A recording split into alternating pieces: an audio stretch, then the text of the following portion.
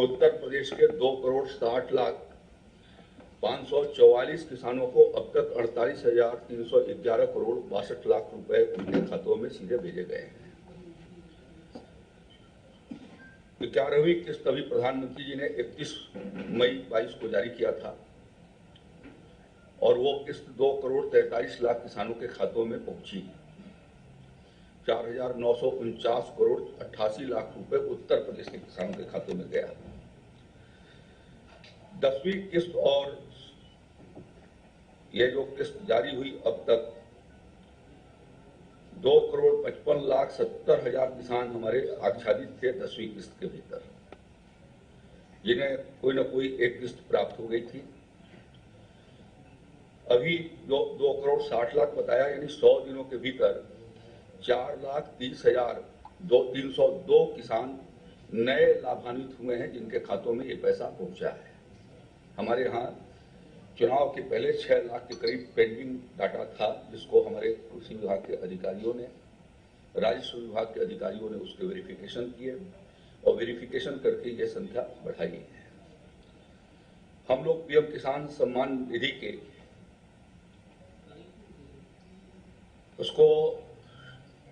Social audit करा करके एक बार उनको हर गांव में हमारे कृषि विभाग के अधिकारी लेखपाल जाते हैं और फिर से उनको चिन्हित करने का काम करते हैं कि यदि कोई उसमें से कोई ऐसा है जो अपात्र है, जिसको मिल रहा है, जो मृतक है या इनकम टैक्स पेई है, ऐसे सारे लोगों को चिन्हित करके उससे उन्हें बाहर करना और जिन लोगों के ऑनलाइन डाटा या ऑफलाइन डाटा हमारे पास पेंडिंग है, उनका भी वहां पर मौके पर जाकर के वेरिफिकेशन करना। दूसरा, ई-केवाईसी भी हम लोग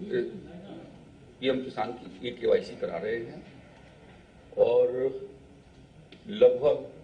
1,66,00,000 किसानों की ई-केवाईसी अब तक संपन्न कर दी गई है 100 दिनों के भीतर। हम लगभग 65% से ऊपर किसानों की ई-केवाईसी हो गई है और ई-केवाईसी आपके माध्यम से कहना चाहता हूं कि जो किसान भाई छूटे हुए हैं वो ई-केवाईसी जरूर करवा लें। हमारा कार्यान्वयन सर्विस सेंटर भी कर रहा है और कृषि विभाग के कर्मचारी भी गांव में जाकर के कर रहे हैं और इसलिए कि आने वाले दिनों में जिसका ई-केवाईसी होगा उसी को पीएम किसान सम्मान निधि पहुंच सकेगा। इसलिए ये मैं चाहूंगा कि किसानों तक ये संदेश आप भेजेंगे कि वो ई-केवाईसी वो अपना कर रहे हैं। हम लोगों ने 100 दिनों के लक्ष्य के भीतर सोलर पंप प्रधानमंत्री किसान ऊर्जा सुरक्षा और उत्थान महाअभियान, जिसको कुसुम नाम से जानते हैं, सोलर पंप के लिए 10,000 किसानों का हमने आवेदन पत्र के लिए पोर्टल खोला और 10,000 किसानों का चयन अब तक पूर्ण कर दिया गया है। अब वो प्रक्रिया उनकी वेरिफिकेशन की हो रही है। साथ साथ में जो कृषक अंश उनको जमा करना है, वह कृषक अंश 40% उनको कृषक अंश जमा करना होगा, तो उसके लिए उनको समय दिया हुआ है। जैसे जैसे वो आती जाएगी वैसे वैसे सोलर पंप लगाते चले जाएंगे। तीसरा, हमारा ये लोक कल्याण संकल्प पत्र और लोक संकल्प पत्र और साथ साथ में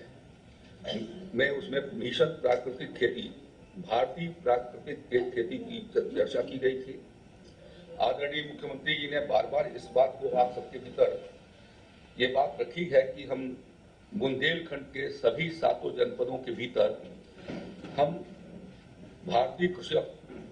प्राकृतिक कृषि पद्धति, गो आधारित खेती को हम प्रोत्साहित करेंगे और उस पर हम प्राकृतिक माध्यम से खाद्यान्न का उत्पादन करके और पौष्टिक अनाज किसानों को दे सकें, साथ में उनकी लागत को घटाई जा सके और बाजार में उसको बेहतर कम कीमत मिल सके। इसलिए बुंदेलखंड के सभी 7 जिलों के 47 विकास खंडों में 23,500 हेक्टेयर के कार्य योजना हम लोगों ने बना करके तैयार किया है। सभी विकास खंडों में जो 47 विकास खंड है वहां के 50 हेक्टेयर के 10 क्लस्टर बनाए जाएंगे। इस तरीके से 417 क्लस्टर में उनकी खेती शुरू होगी और उसके भीतर हम लोगों ने लगभग 68 करोड़ रुपए उसको प्रमोशन के लिए, उनको किसानों को प्रशिक्षण किए जाने के लिए, साथ साथ में उनको जो ड्रम और बाकी चीजों को उपलब्ध कराया जाता है उसके लिए हम व्यवस्था करेंगे। और जिस प्राथमिकता उस किसान को देंगे जिसके पास गाय, देशी गाय है, नहीं होगा तो निराश्रित गोवंश स्थल से उनको उपलब्ध करवाएंगे। जो किसान पालना चाहेगा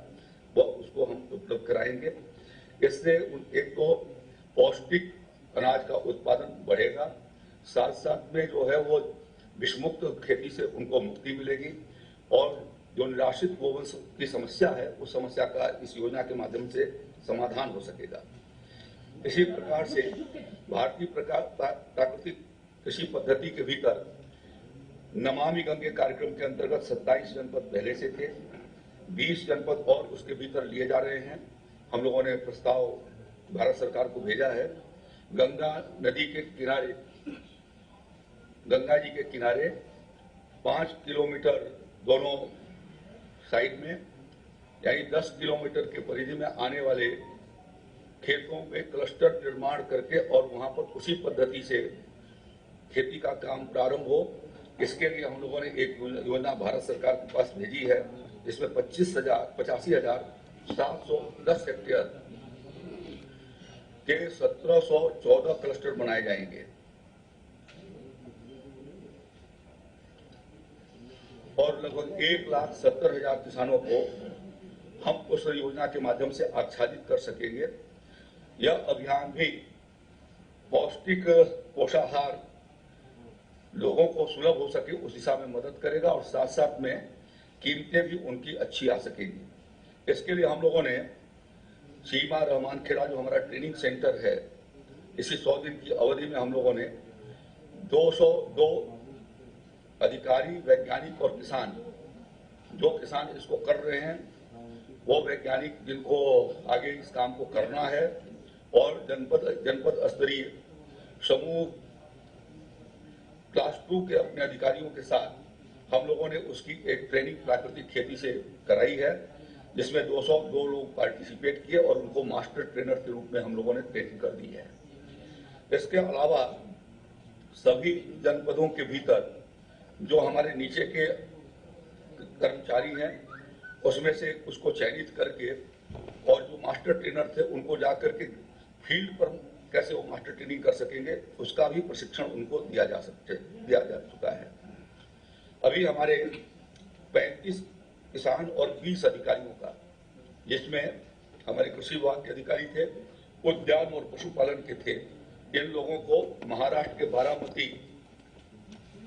जनपद के भीतर जहां पर गो आधारित खेती पालेकर जी के द्वारा कराई जा रही है, वहां उसकी जानकारी और प्रशिक्षण के लिए हम लोगों ने वहां पर भेजा था और वो वहां से प्रशिक्षण करके आए हैं। हम लोगों ने ये तय किया है कि इस प्राकृतिक खेती के माध्यम से जो प्रदेश के 133 राजकीय कृषि प्रक्षेत्र हैं, कृषि विभाग के जो बीज उत्पादक क्षेत्र हैं, वहां पर जिनका रकबा 20 हेक्टेयर से कम है वहां पर 1 हेक्टेयर और जिनका 20 हेक्टेयर से ऊपर है उनके यहाँ 2 हेक्टेयर फील्ड पर गो आधारित खेती की जाएगी। इसी प्रकार से सभी 5 कृषि विश्वविद्यालयों को 1-1 एकड़ के भीतर और जितने भी हमारे 89 कृषि विज्ञान केंद्र हैं उनको भी हम